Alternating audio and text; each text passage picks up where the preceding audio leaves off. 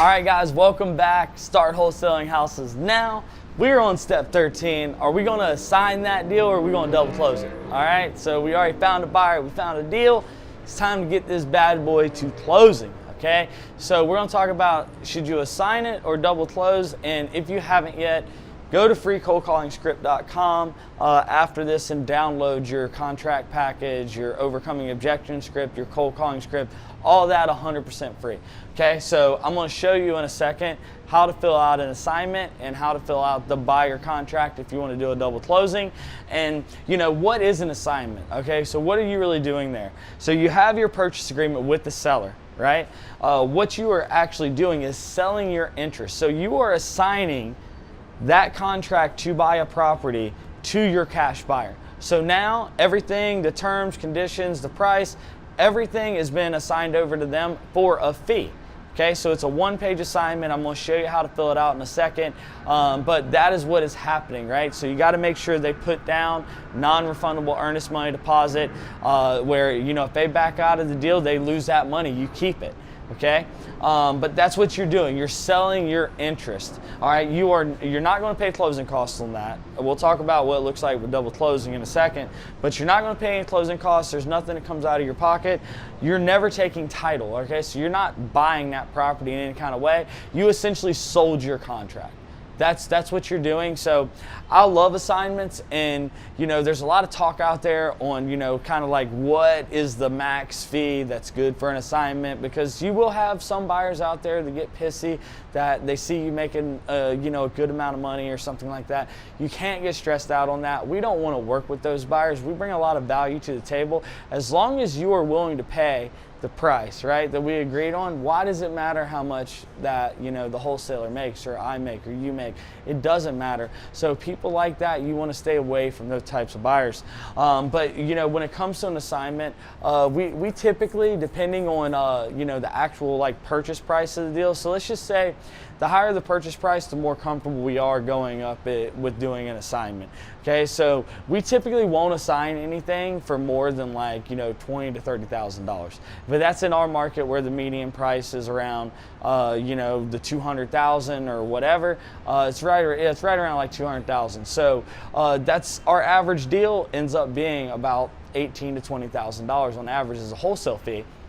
So we try not to go too much further above that. You know, if it goes above like 30 G's, we'll actually just double close it. It'll cost us a little bit more money, but you know, we prefer doing it that way because then it shows the seller that we're actually closing on it, and then the buyer as well typically, you know, appreciates a little bit more because then we're paying some of the closing costs and everything else.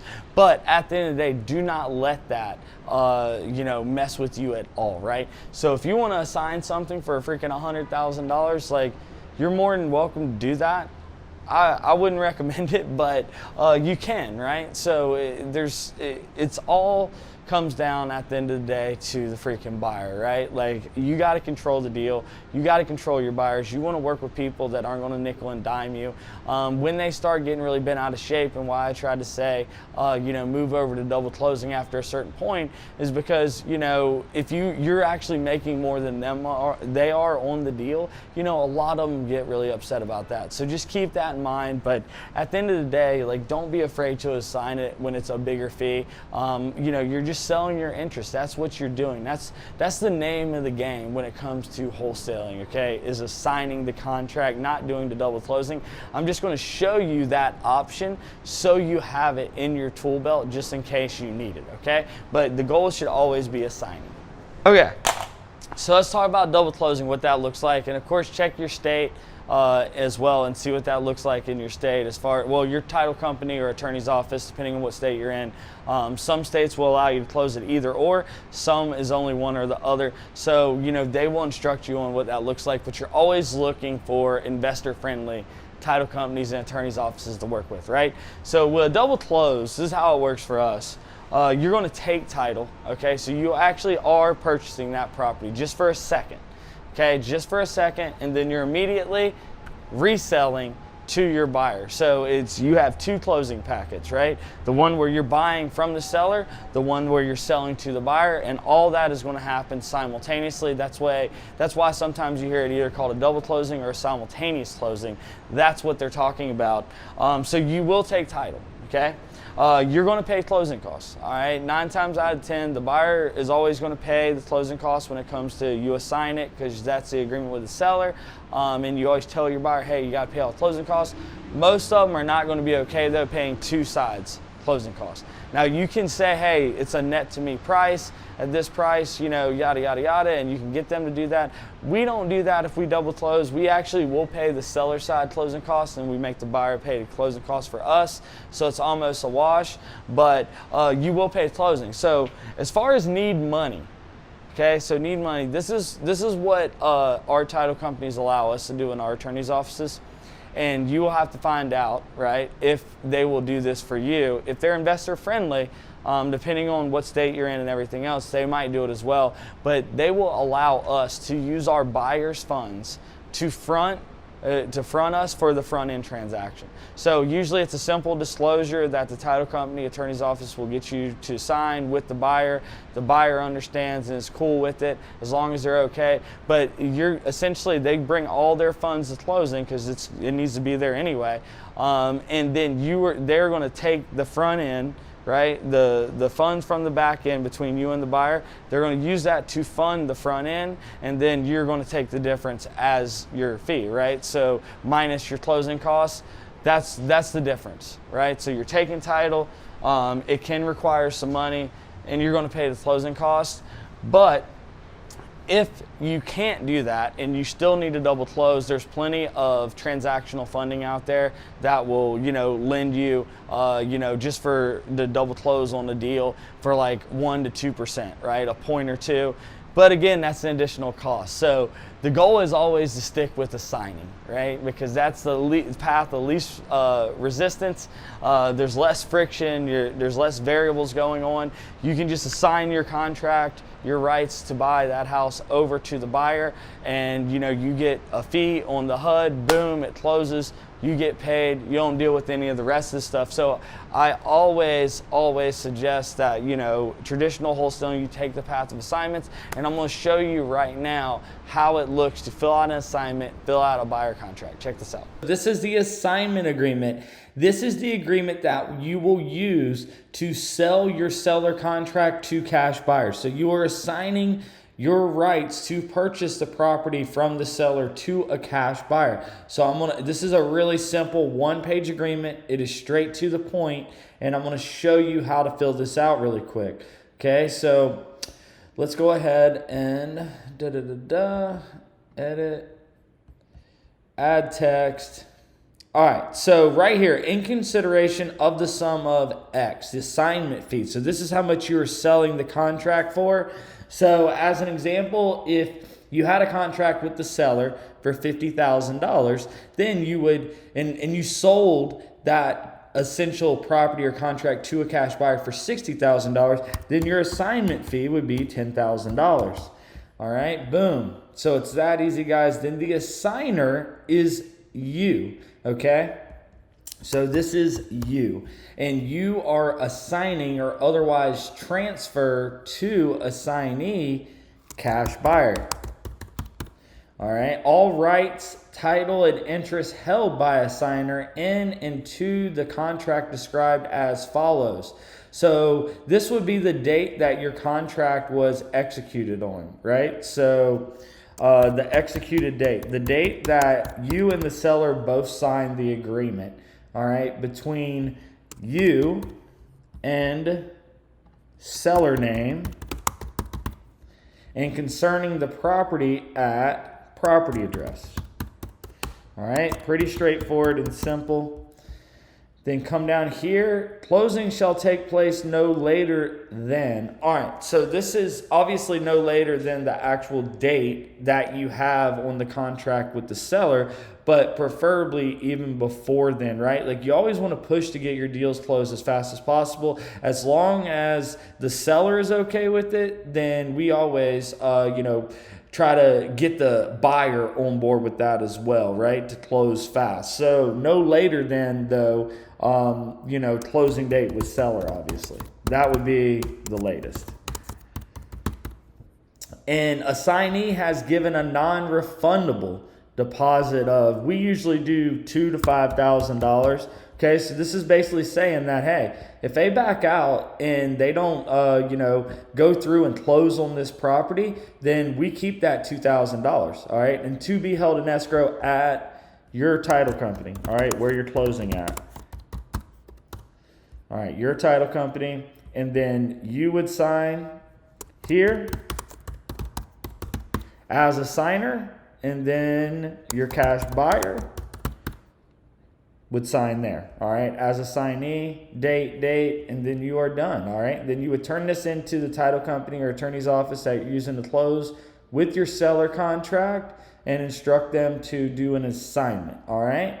We're on the buyer contract, okay? So this is, if you were gonna do a double closing or a double escrow, this is the agreement that you would use with the buyer, okay? So you wouldn't use the assignment. You would have the seller contract with the seller, and then you would have this contract with your buyer.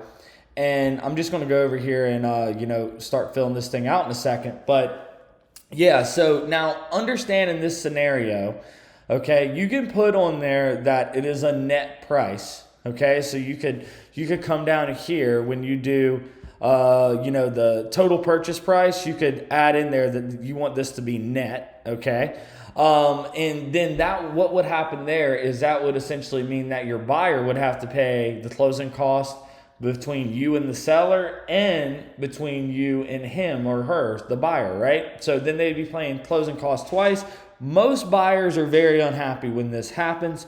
So what we do in this scenario is usually the times that we do this is when the fee is like very, very substantial, and you don't have to do this, all right? So the buyers, I want you to understand that the buyers shouldn't be counting your money, right? If they're willing to pay a certain price for that property, they're willing to pay that, and it's irrelevant how much you really make, okay?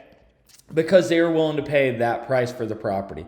You put in the marketing dollars, the time, you locked up the deal, you're bringing a ton of value, right? You solved the seller's problem, whatever that was, and it shouldn't matter to the buyer how much you are making. But when you do want to do this,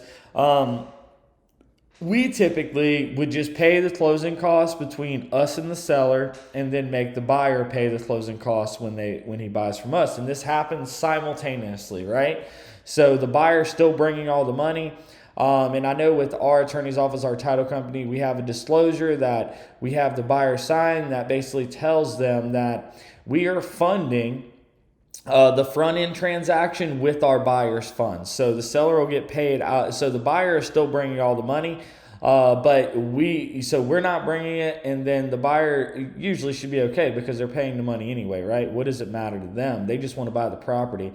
So we ended up fronting the buyer funds the front end transaction, and then also we take that spread on the back end. But so this would be the date of the agreement, right? So I mean, that's pretty straightforward, but I'll just put it in there anyway. Oh, whoops, my bad, guys. All right, date of agreement. Seller is you. You are selling to the buyer, all right? Buyer entity. Now, this is going to be street address, obviously. I mean, I can fill all this out, but this is your property address, right? And I pulled a legal description in another one. Let's see if it's still... Okay, boom. There you go. So I still had a legal description copied. If you've seen the seller one that I did, then you can see how I pulled that. But this is pretty straightforward. That's going to be the property address, street address, city, state, zip of the property that you're selling to the buyer. Earnest money deposit. Again, we do $2,000 to $5,000. Okay, cash to seller at closing. Let's just say total purchase price is $40,000. All right, cash to seller at closing, $38,000, and then there you go. That equals $40,000. Now this right here, I don't know why. This must be one of our older buyer agreements because we've modified this actually a good little bit, but it's still fine. But this 48 hours right here that it says, that's actually 24 hours now. All right, so we want to make sure what that's saying is earnest money, which is this $2,000 to $5,000, is to be deposited with the title company or attorney within 24 hours. All right, change that to 24 of acceptance and ratification of offer. So you need to verify that, by the way. Don't just trust that the buyer is going to do that. You need to verify that so you can stay on top of, if they don't have the money in, then you can take a backup offer, make sure you're always looking for new buyers anyway and backup offers, but then you can get on the phone with that buyer, reach out to them and say, hey, it's been 24 hours. You haven't sent in your earnest money, so it's got to be in by the end of the day, or else we're going to have to void this agreement and move forward with another buyer. All right, so you don't have to change any of this stuff. And again, guys, as a disclaimer, I'm not an attorney. This is what we use in our business, and I just want to share it with you. So I just want you to understand that, all right? This transaction shall close on or before, same thing as the assignment agreement. You want to try to get it, before the actual closing date with the seller, but at the latest, right, closing date with the seller.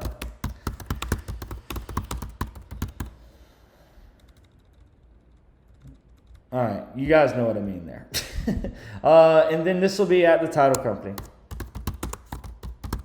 All right, so closing will be held at title company, and seller agrees to pay. So this is what we were talking about, where we pay the closing costs on the front end. So agrees to transfer title free and clear of all encumbrances, except those listed, and pay any required state taxes. Damage to property. Seller shall maintain property in its current condition and keep it insured against all loss until closing. The defaults. Okay, so if the buyer defaults under this contract, any and all monies deposited by buyer, which is earnest money, shall be retained by seller as full liquidated damages. If seller defaults, buyer may pursue all remedies allowed by law, and seller agrees to be responsible for all costs incurred by buyer as a result of seller's default. So what I would do here is I would take this out, because we've actually modified this as well. You could just literally leave it right here. And you could literally change this to, if seller defaults, buyer agrees to hold seller harmless. And just like we talk about in the seller contract, all right? Success. So there's nothing wrong with modifying a little bit as needed and fits wherever you are in the business. All right, just keep that in mind. But to an extent, if you have a question about any of this stuff, you can reach out to me, and I'm more than happy to help you with it. Successors and assignees. The terms and conditions of this contract shall bind all successors, heirs, administrators, trustees, executors, and assignees of the respective parties. Now the inspection. We don't give our buyers any inspection period. All right, now you can do this, you do a lot of deals virtually. Sometimes you got to actually do this, right? But if this was a local deal, we would give no days. But when it's virtual, sometimes we'll give a couple days to get the buyer in there. But we will not make this a long period of time, okay? So you can see here 0 days from expected date, because then the buyer has the obligation to back out, right? Back out of the deal, and we don't want that. So that's why it's really important to get really, really good pictures and get a really good video walkthrough of inside and outside of the property, the entire yard, to where it's so good the buyer what else do you need to see, right? So you're trying to just make it a no-brainer type of deal, and we're going to get into how to do all that stuff later on.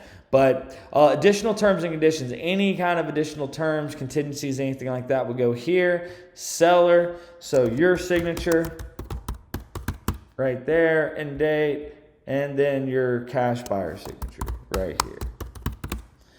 All right, and again, we use DocuSign just to make it fast and efficient, convenient for sellers and buyers. We do the same thing with the assignment. But yeah, guys, so this is the buyer contract. Let me know if you have any issues with this, and I'm more than happy to help you. All right, let's get back to the video. All right, guys, we're back. I hope that helped you. And if you liking these guys, please drop me a like. Make sure you subscribe. And if you haven't yet, go get your assignment in your contracts at freecoldcallingscript.com, 100% free. And guys, let me know like what you need help with. If you're struggling with anything, you get stuck on something, let me know. I am here to help you. And as always, it's a lifestyle. Doing whatever it takes to do whatever you want. I love you, and I will see you on the next one. Peace.